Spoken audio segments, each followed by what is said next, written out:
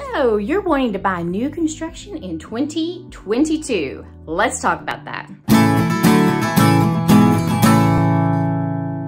Hi, my name is Tanya Byrd, and I'm your friendly realtor here, and we're talking all about buying new construction in 2022.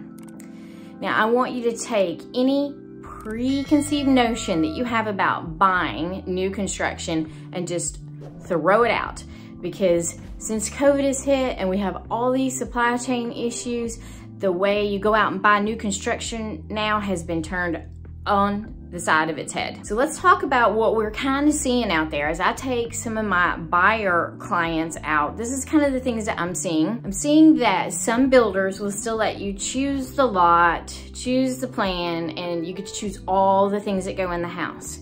And from those people, I've seen that building process has taken a long time, because when you have too many choices and the supply chain's all jacked up, then it's caused delay after delay after delay. Then I've seen where some builders will say, okay guys, we have all these lots that we're getting ready to release, and these plans will fit onto the lot, and we're gonna have a bidding war over the lot.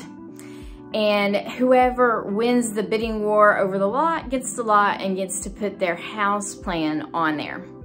Now they're doing this on the lot premium only rather than the whole cost of the house, because they're trying to avoid getting into some of those appraisal issues that might occur because the house is overpriced. I've seen some builders come along and say, it's first come, first serve.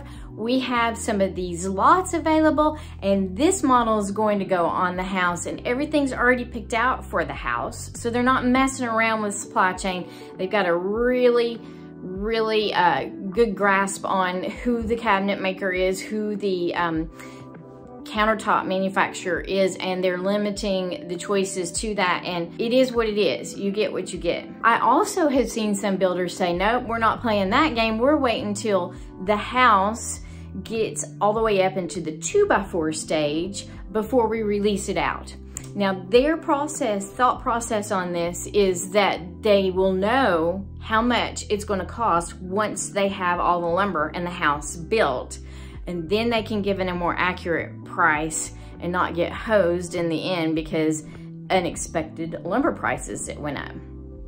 When it's in that particular situation, people are also not having the ability to choose what goes in the house because they've already picked it out.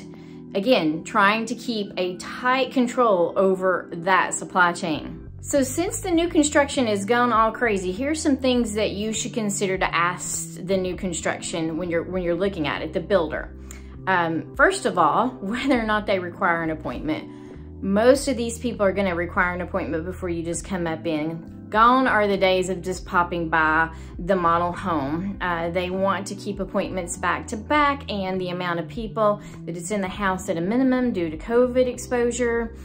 And then price increase, you'll want to know if you go under contract, do they have the right to go up on price on you or not? Because some builders have those escalation clauses in their contracts and some don't. So asking whether or not they have an escalation clause in their pricing. How long is it gonna take to build? I mean, it used to take 4 months. Like, whoa, they could turn them out in 4 months and get a house done. I'm seeing anywhere from 6 to 8 months now, depending on what stage that you catch them in. So if you catch them before they've poured the slab, I'm seeing 6 to 8 months. If they have it in the 2x4 stage, I'm seeing about an additional 4 months from the time you see it in the 2x4 stage till closing. And last but not least, can the closing date change?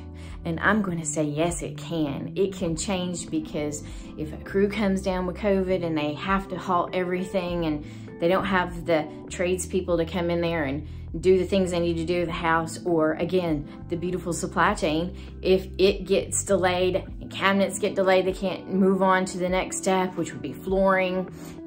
If insulation gets delayed, then they can't go to drywall. So all of these things that could potentially get delayed can make your closing date move.